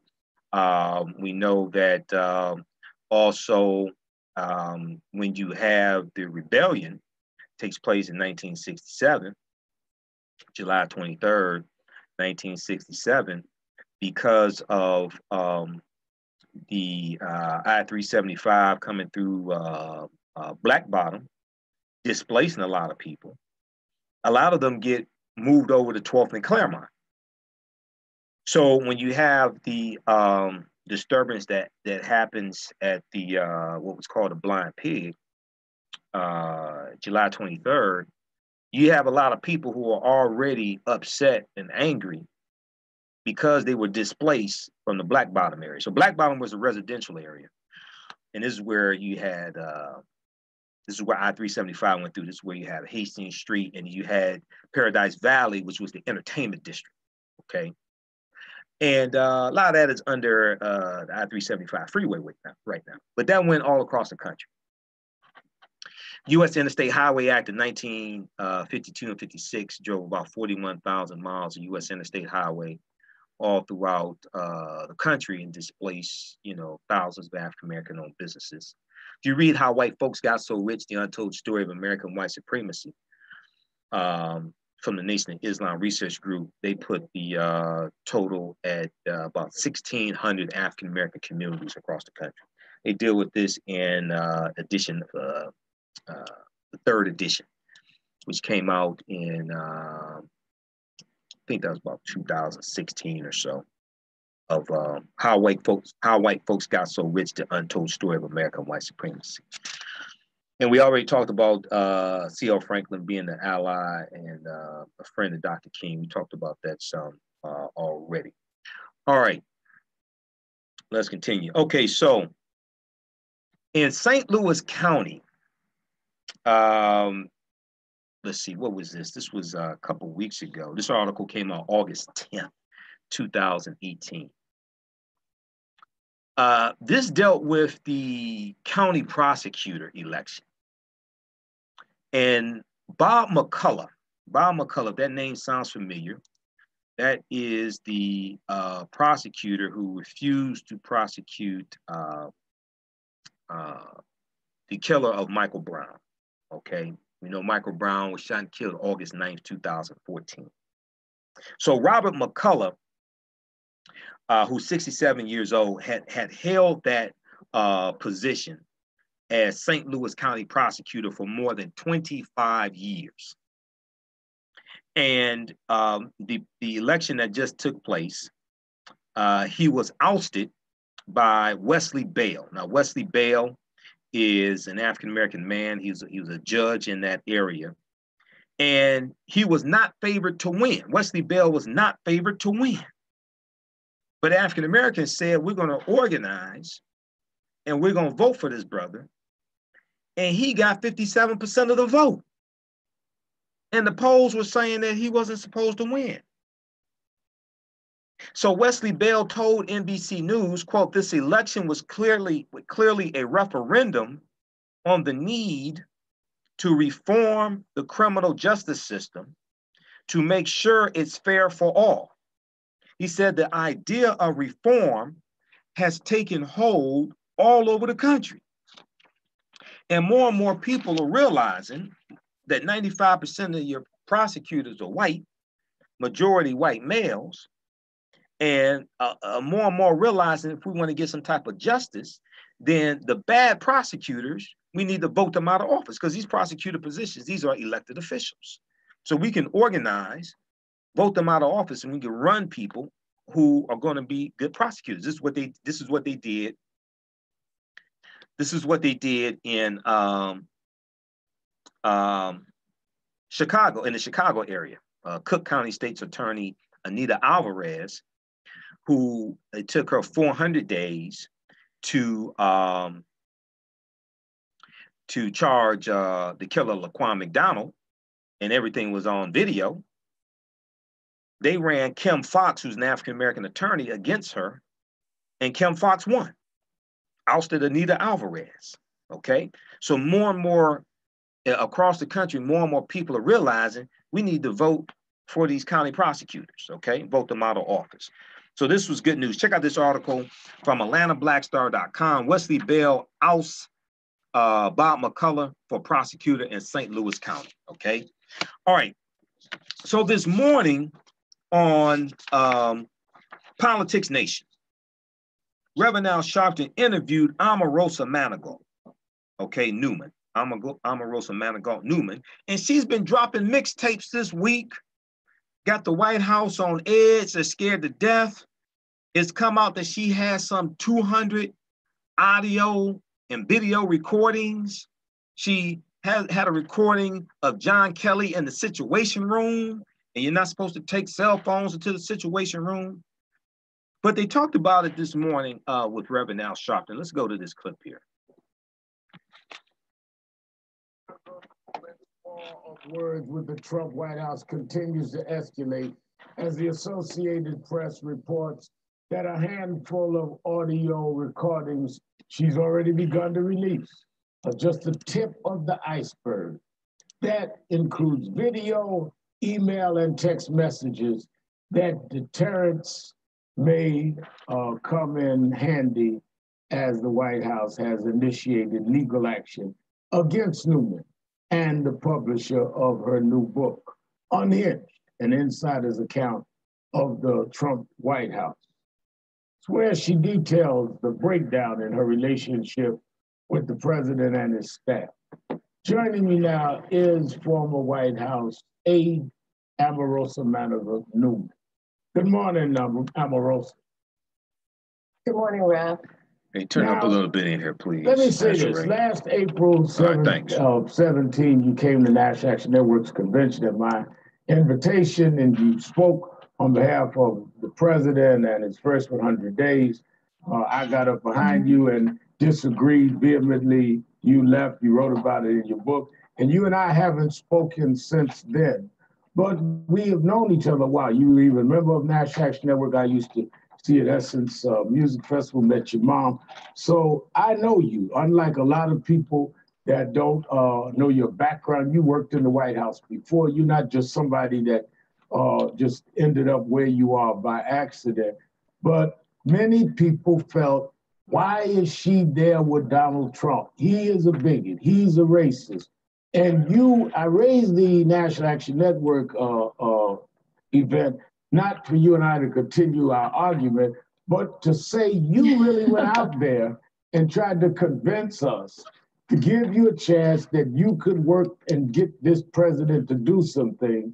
And now you've come to say, hey, this man is a racist. This man is doing things in many ways. So it's not like you didn't do your job. It's that maybe you couldn't do your job. I'm a living example. Somebody that had a friendship with you, that you went after your friend that was calling you names, sell out and all of that, and tried to convince us to talk to this man. I did. And Rev, first of all, thank you so much for having me on. And you're absolutely correct. We have a long history. Yes, I served in National Action Network in Los Angeles under KW2 list and on the front line of all the initiatives that you were trying to push to help the community. When I went into the White House, I wanted to extend that advocacy. I mean, one of the things you talk about is it's very important to have somebody at the table and to not allow them to make decisions about us without us. And so my intent really was to make sure that I was a voice advocating for education, advocating for justice reform, civil rights. There's so many things happening in this administration while they were trying to dismantle one by one every accomplishment that President Barack Obama did. I wanted to make sure that I was preserve things that he worked for and so that we can advance. But unfortunately, I think you've known Donald Trump longer than I have. He has a very destructive spirit. And what I saw within those first 100 days disturbed me greatly. And that's why I wanted to write about it in Unhinged. Now, you said that you came to understand this destructive spirit. Is Donald Trump, in your mind, a racist? Yes, Donald Trump is. And I have to tell you that I have always given him the benefit of the doubt. People ask me about when he was doing the birther movement. I had a chance to talk to him about it. And he said that was something that during their campaign against Barack, and that he was just using it for political reasons and to rally up his base. Every single time he had some type of issue with the community, I was there. I was the person in the room that could take him to task about that.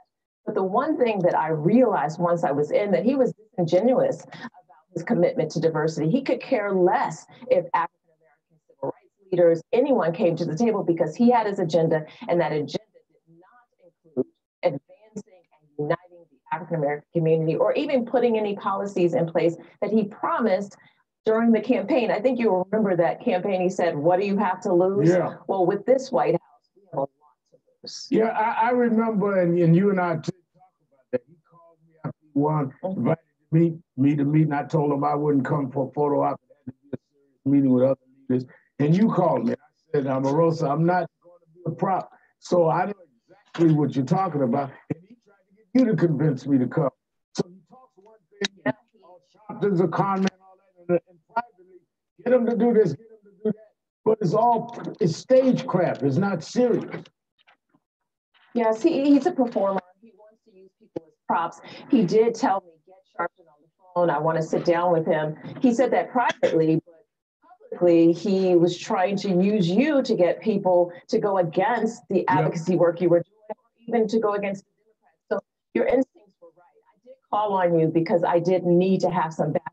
But I think what they quickly realized at the White House, they felt like, okay, if the Black community is against her, then we can undermine everything that she's doing. So I was fighting on the inside, and I understood why African Americans may have been concerned about me being there. But I think once you look at what I talked about my journey in Unhinged, you'll realize that I truly was getting tackled by my teammates every single day in that White House. Yeah, that's one of the chapters, tackled by your teammate. Let me ask you, is the New York Times right? Do you have more tapes, more videos, more emails? Is there more there?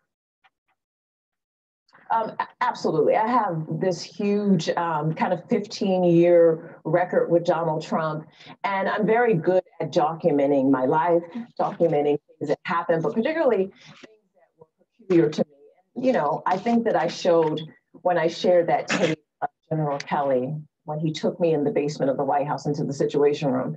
Had I not had that tape, Rev, then I think it'd be very hard for people to believe that I was threatened by this 4-star general with things getting ugly for me or damage to my reputation. It was very important because in Trump world, everybody lies.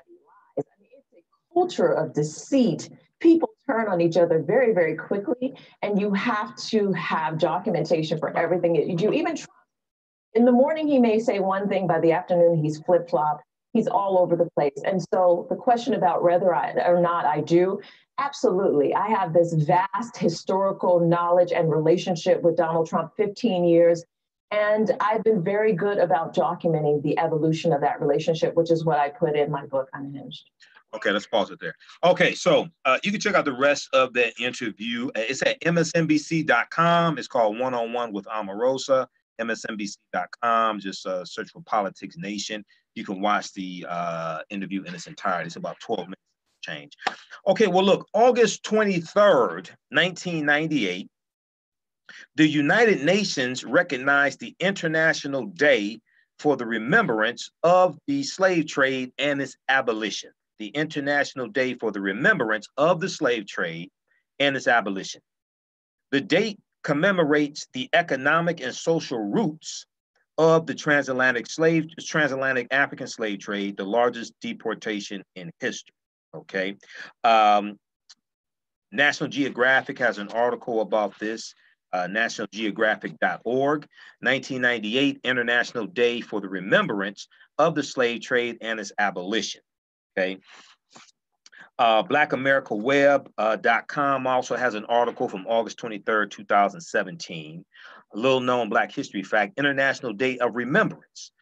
Okay, so between August 22nd and August 23rd in 1791, the enslaved Africans gathered in revolt against the French colonizers in Saint Dominique, which is now known as Haiti.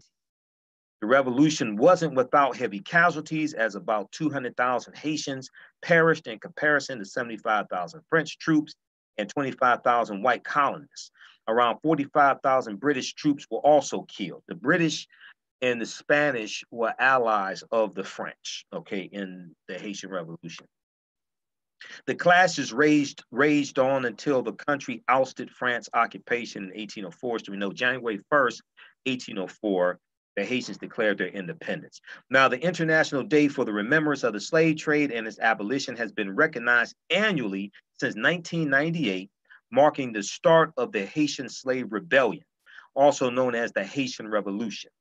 African men and women revolted against being sold into slavery and helped push along an end to the cruel transatlantic slave trade. Okay, UNESCO began the day to commemorate the start of the uprising, which called to global attention the horrors of the slave trade and the great cost of life as a result of its practice. The Day of Remembrance first took place in Haiti, then was recognized the following year in Senegal. In several nations around the globe, the day is marked by gatherings and related events to the uprising and the abolishing of the transatlantic slave trade. Okay, so this coming week, August 23rd, is the International Day of Remembrance, and we know that on Saturday, August 25th, Professor James Small, one of our great Grandmaster Scholar Warriors, will be at the Charles H. Wright Museum of African American History, 6 p.m. I guess it ends at 8 p.m. It's for a screening of the documentary 1804, The Hidden History of Haiti, which deals with the history of the Haitian Revolution from director Tariq Nasheed, who is the director of the Hidden Colors documentary. So I'll be there as well. Come on out, it's free and open to the public. And you don't want to miss this. We'll try to get a flyer up at AfricanHistoryNetwork.com, AfricanHistoryNetwork.com. But you can visit theright.org, W-R-I-G-H-T, theright.org to have information there. Okay, so last week, what was it? Saturday, August 11th, I was in San Diego last weekend at Return of the Gods 2018, the Real Family Reunion. And here's an excerpt of the presentation I did, one of two presentations. This one was called Great African Women and Men in History, the Mothers and Fathers of Civilization. Let's go to this clip. The next speaker, next artist, next performer. So please put your hands together and show your love to Michael Imhotep.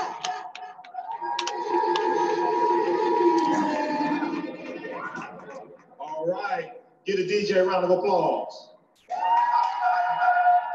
All right, y'all a little slow on that, giving the DJ a round of applause. Give him another round of applause. He was here before I got here this morning. I've been here since 9:45 a.m. He was here before me. All right, so how's everybody enjoying themselves for Return to God's 2018? All right, so I am Michael Imhotep, founder of the African History Network, host of the African History Network show. I'm a talk show host, researcher, lecturer, and writer. And this presentation is going to be 20 minutes. I'm doing a 1-hour lecture tomorrow here, but this is the intro to that. So this presentation is called Great African Women in History, Great African Women and Men in History, the Mothers and Fathers of Civilization. I did a 4-hour lecture last year called Great African Women in History, the Mothers of Civilization. I deal with some well-known and not so well-known African women in our history. Today, I'm gonna do just a 20-minute presentation, deal with women and men, but there are two main inspirations for this presentation. Number one, the film Black Panther that came out February 16, 2018, and the interest that it caused African Americans to have in understanding and learning about their history and culture, things like this. And then also the Charlottesville, Virginia attack of August 12, 2017. Okay, the attack in Charlottesville, which this weekend celebrates that one, or commemorates that 1-year anniversary. All right. Also, be sure to go see the movie Black Klansman from Spike Lee, because I saw it last Saturday in Detroit, and it deals with Charlottesville as well. All right, now in this presentation, I may say some things that are outside the circumference of some people's awareness. Just because you never heard it before does not mean they're not true, just means you have to do some research to understand what I'm talking about, all right? And I've done actually 4 presentations, 4 different lectures dealing with the film Black Panther. So after this, be sure to visit my vendor table outside. Just walk straight out the door, straight back to that fence, just straight out the door, takes you to the African History Network. All right, so how many people saw the film Black Panther? Okay, good. Excellent movie. I deal with it on a number of different levels. It's very deep on a number of different levels. So the film Black Panther is causing many African Americans to want to know their history and who they are. Okay, there was a big interest in African American History Month, which used to be called Black History Month, in February 2018, and many African Americans are doing DNA testing, like from AfricanAncestry.com. That's basically the only one to use, AfricanAncestry.com. They don't sell your DNA. They're African American owned and operated, and not only can they tell you which region of Africa you're from, but they can also tell you which tribe, nation, hot culture you're from, whether you're Hausa, whether you're Yoruba, things like this, whether you're well off, etc. Okay. All right. So in the film, we saw them say, "Show them who you are." Right. When we saw the ritual combat and T'Challa doing the ritual combat to gain the throne. We saw them say, "Show them who you are." Well, before you can say, "Show them who you are," and before you can show them who you are, you have to know who you are. Ashe? Now, a little slow on that, Ashe. Ashe? Before you can show them who you are, you have to know who you are. Is that correct or wrong? Absolutely. All right, now, here's one of my heroes, Malcolm X, asking a very simple question of who are you? Let's listen to this. Who are you? You don't know. Don't tell me Negro. That's nothing. How you before the white man named you a Negro? And where were you? And what did you have? What was yours? What language did you speak then? What was your name? It couldn't have been Smith or Jones or Butch or Powell. That wasn't your name. You don't have those kind of names where you like came from. No, what was your name? And why don't you now know what your name was then? Where did it go? Where did you lose it? Who took it? And how did he get it? What tongue did you speak? How did the man take your tongue? Where is your history? How did the man wipe out your history? How did the man, what did the man do to make you a dumb? If you want to write it down. All right, so give it up for Malcolm. Okay, what happened to our history? Okay, what did the man do to make us as dumb as we are right now? So to answer the question, who are you? We get into understanding great African women and men in history. All right. Now, contrary to popular belief, unlike the 400th year ceremony commemoration that's going to take place last year, African people did not first come to this land we call the United States of America on August 20th, 1619 in Jamestown, Virginia. Even though that did happen, we were here for tens of thousands of years before that. How many people are familiar with Dr. David Imhotep? Dr. David Imhotep is a friend of mine. He wrote the book, The First Americans Were Africans, Documented Evidence. He's a friend of myself and Professor Kaba Hiawatha Kamene, one of my teachers back there. You see Professor Kaba in the Hidden Colors documentaries. We're in the Black Friday documentaries together, as well as Elementary Genocide Part 3. So Dr. David Imhotep holds the world's first ever PhD in ancient African history. His book came out in 2011. His book deals with 13 different disciplines, thoroughly documenting an African presence in this country going back at least 51,700 years ago, found in Allendale County, South Carolina, discovered by Dr. Albert Goodyear, who just happens to be a white man, and he's not only just a white man, he's an archaeologist at the University of South Carolina. They found artifacts, architecture, campsites, carvings, Egyptian writings, footprints in lava, genetic M174D haploid group dealing with DNA and genetics. That's deoxyribonucleic acid, DNA, linguistics, paintings, skulls, skeletons, structures, and tools. His book has 713 footnotes. It's backed up by 7 peer-reviewed articles, which is the height of academia, okay? So, and he has a new one coming out in the next month or two called The First Americans Were Africans Revisited. So this is let's pause it there. Okay, so we got to pause it right there. And in the book, he talks about the Khoisan, who have the oldest DNA on the planet, who come from Southern Africa. That full video is on my YouTube channel, Michael Imhotep, IMHOTEP on YouTube. Check it out. It's about 23 minutes. It's Great African Women and Men in History, Return of the Gods, 2018. Hey, if you want me to speak at your next event or do a presentation for your group or organization, email me at info, INFO at AfricanHistoryNetwork.com. info@info AfricanHistoryNetwork.com, or give us a call, 313-462-0003, 313-462-0003.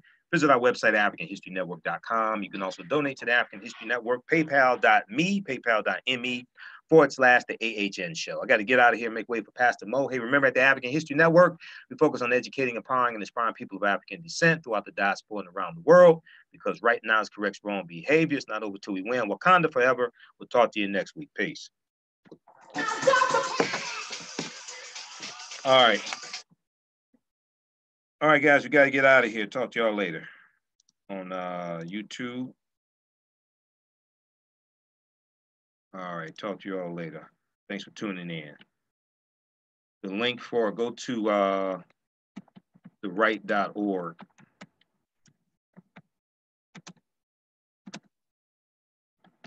Theright.org, we posted a link there, okay, for Professor James Small. And you can donate to the African History Network, paypal.me/the AHN Show, okay?